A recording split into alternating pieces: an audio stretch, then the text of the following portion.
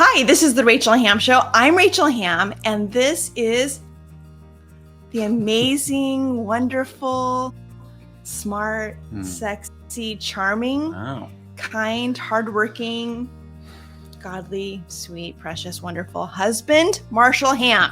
Hi, everyone. Hey, I'm so excited that he's here with me today. It's so fun. Thank you for joining me. You're welcome.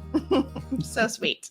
Okay, so on the last episode, I talked about hospitality and about how hospitality is actually one of the four things. Think about that. Four things that were listed that General Flynn said, hey, you want to change the world? Here's four things you can do. And I don't think anyone would have thought hospitality. No. But that was on the list. And that's something we have already done. Forever. Our whole life, our whole married life. We have been very hospitable. In our little bitty apartment to our nice house now. That's right. Always have been hospitable. Yes. I told the story about when we had company the first time, when I didn't know how to make spaghetti because I didn't even know how to boil water. Mm-hmm. Yeah. Do you remember? I did. Yeah. Because I did. So that helped a lot because that was like one of the things I knew how to do was boil water and make spaghetti because I kind of had to do that when I was in high school on my own. So I learned how to make spaghetti. So there was one thing I had over you. But you didn't make a lot of spaghetti in high school. You made a lot of top ramen. Ramen. Yes. I moved up to spaghetti after. Yes. Yeah. Yes. But we learned same together. Concept. I knew how to make a lot of breakfast food. So I did like waffles, eggs, pancakes, bacon. I knew breakfast was big in our family, and I learned how to make it because I liked it so much, but I did not know how to cook. So go back and watch that episode if you haven't watched it yet. But today we're going to talk about something different. Now, I told you I was going to be making some videos. The next couple of videos were going to be about setting a table and different kinds of tables to set, and then for different styles of hospitality. And then also I was going to make a recipe for you that is delicious. Yes, like one of my favorites. It's so good. Yeah. But I was having mic trouble, as I had mentioned. So I ordered some new mics and I am learning how to use them. I'm having to learn and do. You're in a new job too. So yes, totally the same position. So it's kind of difficult for both of us to be doing that at the same time, but we have grace for each other for that because we're both learning and doing the same at the same time. Yes. Yes. But it's hard when you don't know how to do something and you have to learn how to do it and then do it. Yeah. And then learn how to do the next thing and then do it. So right now I am going to be learning about lapel mics so that I can do different kinds of shows for you, not just here in the studio, but out around my house. And I think it's going to be super fun. I'm excited. I think it will be. But until I can learn how to use the mics and all that, we decided to do a different show today because it's something that we have personally incorporated into our lives to try to change the culture of our neighborhood and our city. And we love our city and our neighborhood. We do both. It's wonderful. Our city is awesome. So we just want to do our little part to make it better. Yes. And we're always assessing what we can do. And I don't know why is that just, we're just both that way. I think so. I was thinking that's interesting. That we're always like, what can we do? What could be better? How can we change things? How can we make things better? If we're going to live here, we might as well make it the best it possibly can be. Yes, absolutely. Yes. So one thing that we have assessed that we could do to help change the culture of our neighborhood and our city is it's kind of a little bit of a funny thing, but it is waving at people. And it's funny. Sometimes people are kind of surprised and do I know you type thing, but we're just waving at people that we don't know, but just because they're in our neighborhood and we wave. Yes, it is funny. Sometimes you can feel a little bit rejected because they'll look at you they won't wave back. They'll just look at you like this. Yeah. Who are you and why are you waving at me? But we just wave and laugh anyway. We're like, oh, okay, whatever. But so what happened was you were, I think, waving first. Yes, I wave when I go jogging in the morning.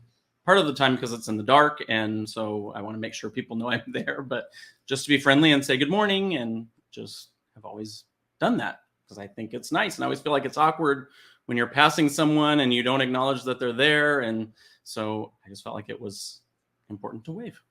Well, and maybe if you're from the Midwest or the South, maybe people already do this where you are, because we have found that in other places we've gone to visit, people are much friendlier. But in California and really all along the West Coast, and I would say New York and a lot of the East Coast, a lot of people they're not very friendly naturally. So we kind of stand out by being so friendly. Yeah.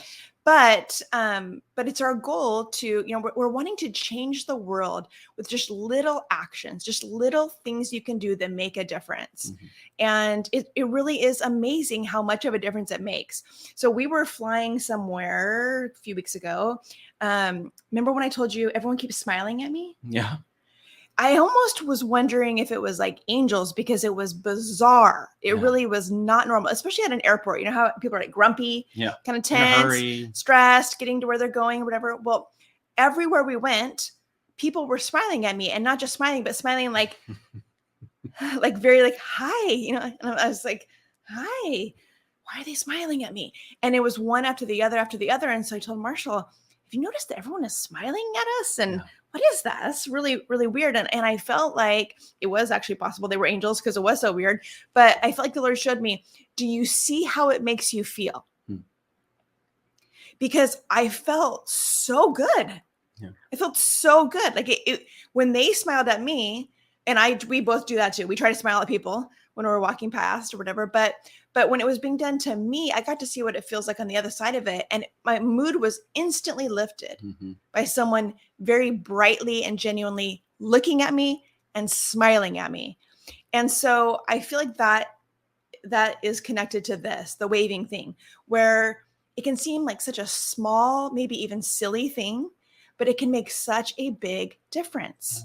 And it's contagious. I think it's contagious. I've noticed more people are starting to wave at me. Maybe they're noticing that I'm kind of the waving guy, or you're the waving girl. And so they start waving, even wave first sometimes. So it's catchy, it's contagious. And so, and it makes you feel good. People are acknowledging that you're alive and you're there. So it's great. Yes. Okay. So I first noticed that Marshall was smiling and waving at everyone. And I said to him, you're waving at everyone. Yeah. Do you remember? And you said yes. And you told me a story. Yeah. So my grandpa, my cousins and I used to spend the summers with my grandpa and my grandpa every summer. And so we drove a lot with him in his beat up trucks and just kind of through town. And it kind of used to annoy us, but he would wave at everybody driving by. Now, part of it was he drove so slowly everywhere we went. And so it was very easy to see that he was waving at people, but people would often wave back, and he'd get to the stop sign, wave everybody on and wave at everybody, and then get to the store and wave at everybody. And so it just kind of was like something that my grandpa did. And it was a little bit annoying as little kids because it was kind of embarrassing. But as I got older, it was like, it was really nice of him. He was just a nice guy and just waving at everybody. And I think it lifted everybody's spirits.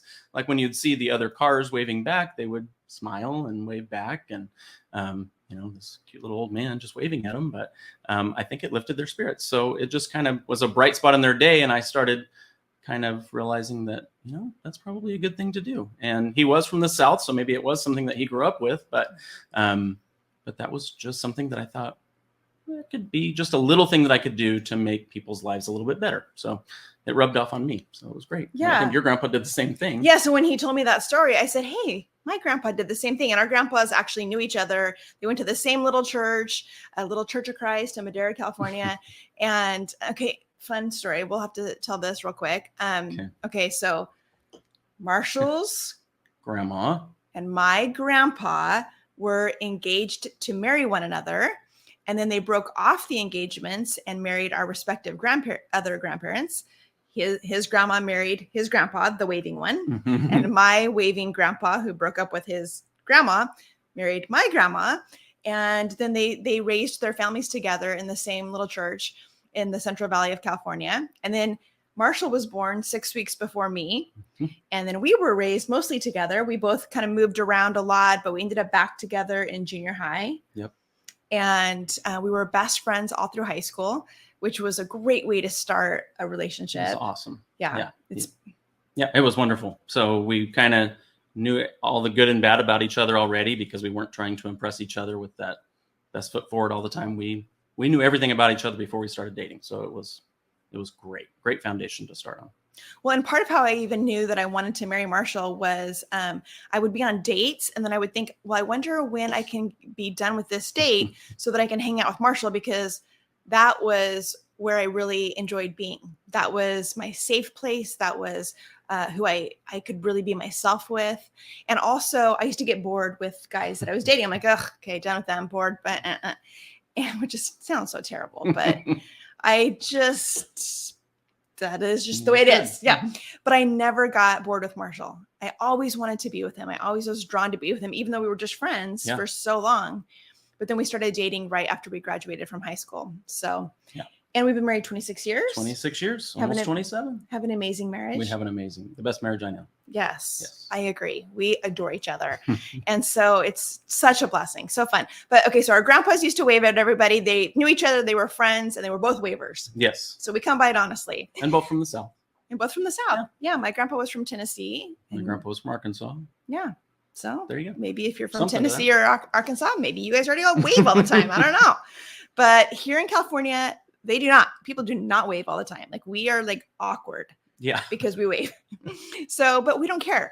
We are trying to change the culture of our neighborhood and city. Again, we're changing the world by doing little actions, things that are within our control to do, because there are so many things about our country right now, so many things about the world that are stressful, that are making us angry or frustrated. But part of why it makes us angry or frustrated is because we can't do anything about it. We're pretty powerless to change certain things, right? So we know we can pray. We're doing that. We're prayerful people. So we change things through our prayers. And then we've looked at what can we actually do? What do we have control over? What do we have the power to change right now? And this is one of those kinds of things, waving. So we wave to our neighbors. We wave everywhere we go. We wave, wave, wave, wave, wave. And so then something happened this last year where a dream of mine, literally a childhood dream of mine came true. So I used to have my best friend her dad had a Jeep, and he would take the top off the Jeep and he would come pick us up from school and take us for drives. And I love wind and I loved the ruggedness of the Jeep. And it was just so exciting to me. It was fun. And I thought when I grow up, I'm going to get a Jeep.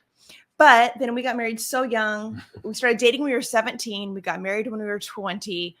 Then about a year and a half later, we had our first son. And we were so excited about that because I had been told that I wasn't going to be able to have kids probably. So about 6 weeks after I was told that, we had found out we were pregnant with our first son, which is crazy. So, so we were always in a stage of life where it wasn't really practical to get a Jeep because we ended up having 4 sons, right? So first of all, a Jeep we could only have 3 in the back. It wouldn't fit car seats. Yeah. It's like it was not practical. So we always had these very practical family cars that got good gas mileage and had plenty of room for the kids. Lots of minivans. Lots of sliding door minivans, which were great at the time. But now we're at this new stage. We have adult children. Our oldest son, lives on his own, and the others are on their way to doing that. And so it's a different stage. And so we were like, you know what? I think it's the stage of life where my childhood dream can come true and I can get a Jeep, which we did. We did. And it's awesome. Love it. There are some things you want in life and then you get it and you're like, that wasn't as good as I thought it was going to be. Getting a Jeep wasn't one of them. I love my Jeep. I love it so much. It's so fun. So, so when we got the Jeep, the guy who was selling it to us said, okay, now I am going to enroll you into the Jeep Wave program. And there was something they were giving in exchange. Like if you agree to enroll in the Jeep Wave program, we'll give you like a free oil change or something like that. And so I was like, what is the Jeep Wave program? He said, oh, it's where you agree to wave at every Jeep that you pass. And I'm like, what? Like, first of all, we're already waivers, but what? I've never heard of this. He's like, yeah, it's a Jeep thing. And I guess Harley Davidsons do it also. They do it, yeah. Down on the side of their motorcycles. Yeah. And there might be other cars too. I think Corvettes, we heard maybe. Yeah, Corvettes do something. I don't know if it's all American made. Mm-hmm. I don't know. Those 3 are, but. Yeah. I don't know. Yeah. There's others. So Jeep was rated the most American company in the country or something like that. Yeah. The most American car company. Yeah, but then we found out they get a lot of their parts from France. I don't know. But anyway, so they said, yeah, every time you pass a Jeep, you're supposed to wave at the driver of the Jeep, and you guys wave at each other. It's like a little community thing that we do. Jeep owners all know about it. A lot of people who aren't Jeep owners don't know about it, but if you're a Jeep owner, you're supposed to wave. So we're like, heck yeah, we are in. Like, we already do that. So this is going to be a natural thing for us. Well, what do you think of it? Oh, it's awesome. I love it. I love driving in the Jeep because of it's great to wave at other people. Most people do it, at least if they're looking at you. A lot of people, they're distracted or whatever. But those that are looking at you and often will wave first, or I'll wave first. And it's just wonderful. It's funny because I don't drive the Jeep a lot, but I drive my other car, and I find myself still waving to the Jeep owners, but they don't really want to acknowledge my little Honda Clarity. Yeah. They kind of just look at me funny, but I still wave. But it's a great thing. It's so fun. It just feels like there's camaraderie between you. It's just kind of like a little secret that we all know about this Jeep Wave program, and it's been great. But also, it's interesting to me how much it lifts my spirit as you're driving and you guys you're waving at each other. It just does something for you. Totally. It makes you feel great. And so I feel like even through getting the Jeep and learning about the Jeep Wave, it was even more confirmation from the Lord about how important these little things are.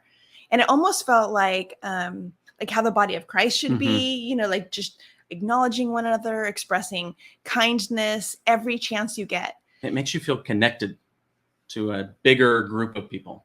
Like nationwide, this is done. So you just feel connected to all these Jeep owners.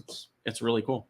Yes. Really cool. We love it. Yeah. We love it. Absolutely love it. So we wave, and it just makes us so happy that someone is waving back in other Jeeps. It's really, really fun.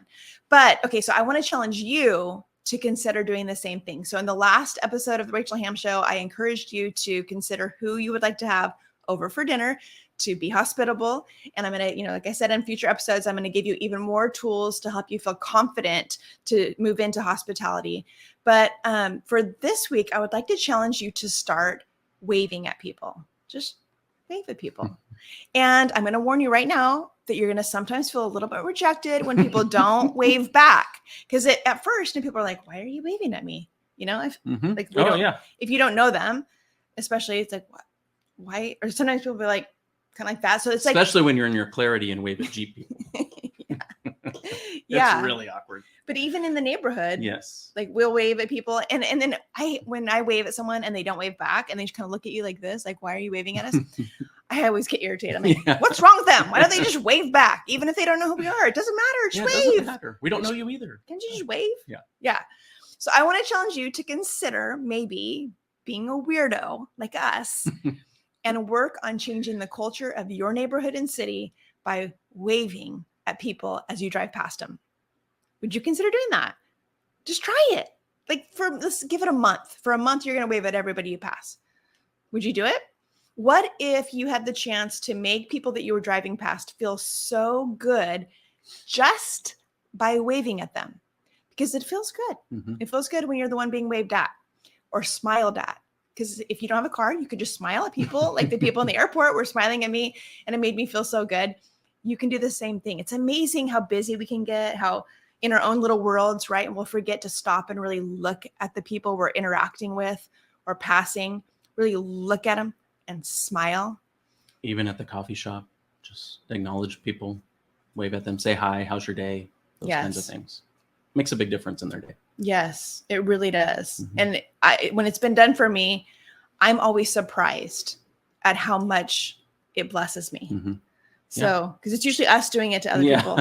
But when someone does it to us, it's like, oh, they waved, or they said hello, they smiled. It feels good. So that's what we can do. That's the challenge of the week, is to wave, smile, be friendly. Come on, guys. And it's free.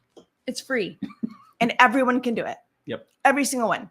Because, there's always excuses. Like, well, I can't do it but this one, everyone can do. There's no excuse. No excuse. Well, I guess unless you have no arms. Yeah. We'll exclude the people who have no arms. We understand that you cannot wave. But you could go like this. Nod. Yeah. Can you do a little nod? That'd be good. So now we're back to no excuses. Yes, I think so.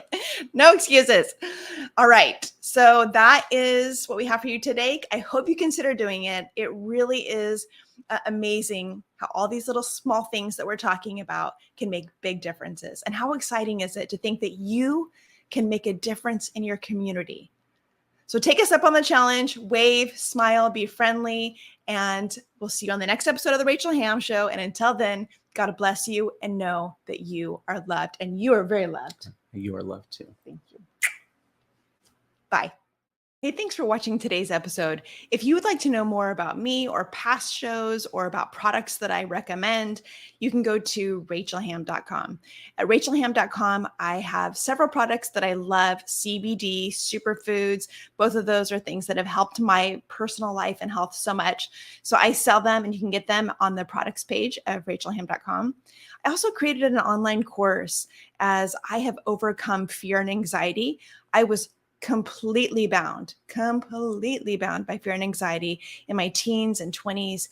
And the Lord led me through this process that set me free completely from that. And so I've created a course to help you in case you're dealing with any kind of fear or anxiety and would love to be free.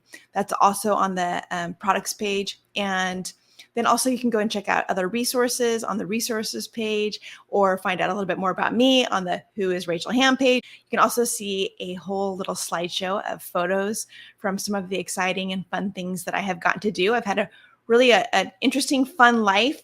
And so I put some photos up on the website to share that with you. I hope that you're enjoying the Rachel Hamm Show. If you're able to give a gift, you can go to the Give page, and any amount is very helpful. I appreciate it. I give this show as a gift and service to you, but it does require work and energy and cost money. And so it's really appreciated when you give something back. If you're able, and if not, no problem. I hope you keep enjoying the Rachel Hamm Show. Until the next episode, I'll see you later.